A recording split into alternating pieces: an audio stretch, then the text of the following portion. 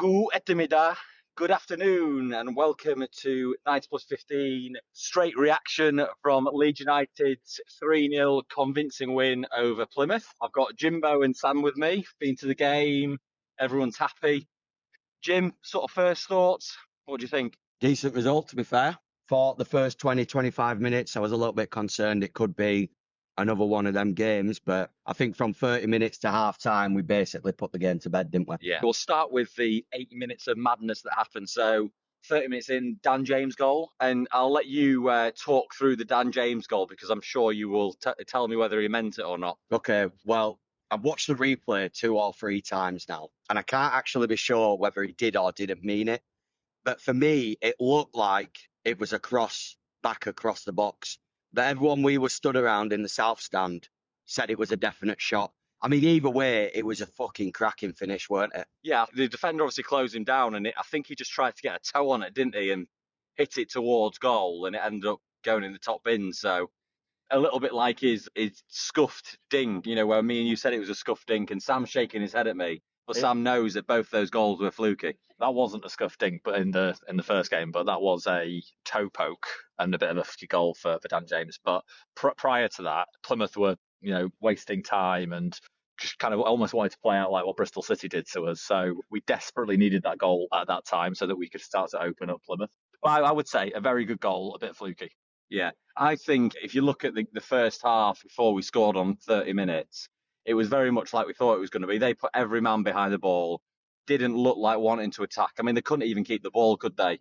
They were just hoofing it forward and they're trying to get the ball away from their goal at any cost, really. And we needed that goal to open it up. Obviously, there was an 8-minute spell where we scored 3 goals and it just completely killed the game. Was that what it was? Was it 8 minutes? 8 minutes. So we scored the first on 30 and the third on 38. And then on 33 minutes, Joel Piroe scored, Sam. It was a Tanaka on the edge of the box. He hit it down into the ground and it kind of deflected through a few Plymouth players. And it ended up with Joel Piroe one-on-one with the keeper and he toe poked it into the bottom right. Is that right? I think that sounds about right. Yes, that's definitely right. And to be fair, that was an harder finish than what we're probably giving him credit for. Because he toe poked it outside of his boot, didn't he? Yeah, and I think also, like you said, Jim, that is the typical Joel Piroe goal, isn't it? In and around the box, sniffing out chances.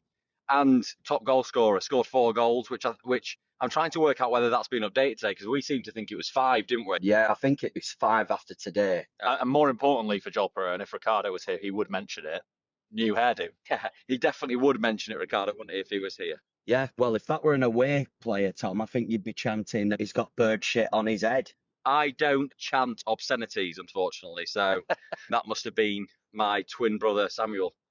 Okay, if you say so. And then that brings us on to Brendan Aaronson's goal on 38 minutes, Jim, if you can remember that far back into the game. So, obviously, Brendan Aaronson's goal, again, seemed like a slight touch of fortune. One thing I will say about today, which we never normally really get to say as Leeds fans, I feel like the bounce went for us today. Whereas previously, nothing ever really seems to bounce in our favour. And with Brendan Aaronson, it bounced out perfectly to him for just to side foot it basically back across goal into the keeper's bottom right. So, yeah, again, good finish. He had to be there, had to be clinical, and he slotted it away. Perfect. Yeah, and I think we knew, didn't we? We went in at half-time 3-0, felt comfortable. I think it killed the atmosphere a bit. Obviously, Plymouth brought about 10 fans and then stopped singing. And I think that Leeds fans, because they could relax, it killed the atmosphere.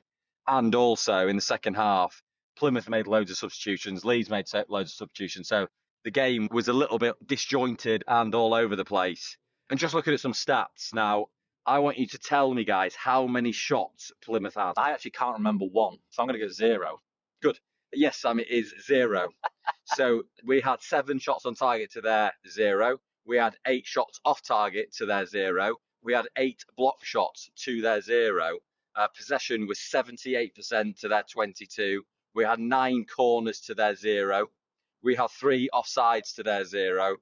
So you look at those stats, it couldn't have been any more comprehensive other than us not properly putting them to the sword, really, in that second half. So you could say Rooney really came to win. Yeah, he didn't. And I mean, you could see that from minute 1, couldn't you? So yeah, I think all in all, a good 3 points, 3-0, clean sheet, finally put a team to the sword a little bit. You said we sort of put them to the sword, but we did put them to the sword. After the first goal, Jim actually turned to me and said, "We better put them to the sword, otherwise you're going to make your usual comment of saying we don't put teams to the sword." And the second goal, pretty much, I think it was a couple of minutes after the first goal, wasn't it? And then the third goal absolutely killed the game. Plymouth never looked dangerous at all throughout that game. And yeah, obviously it would have been nice to go on and get 4, 5, 6, 7, 8, 9, 10. But ultimately, it wasn't to be, was it? And I think, we killed the game, didn't we? And it was nice to see some of the substitutions get a run out as well. Yeah, I think just on the substitutions, obviously, JG got his debut. How do you think he did? I firstly think you should actually pronounce his name properly. Joshua Gulavilige. Yeah, I think that's almost there. I think he did okay, didn't he? Obviously, it's a difficult game to come into and then kind of shine, because he got the ball probably more times than Plymouth had touched the ball throughout the game, and passed it around, didn't lose it. He looks a bit lanky. I don't know if I could say that.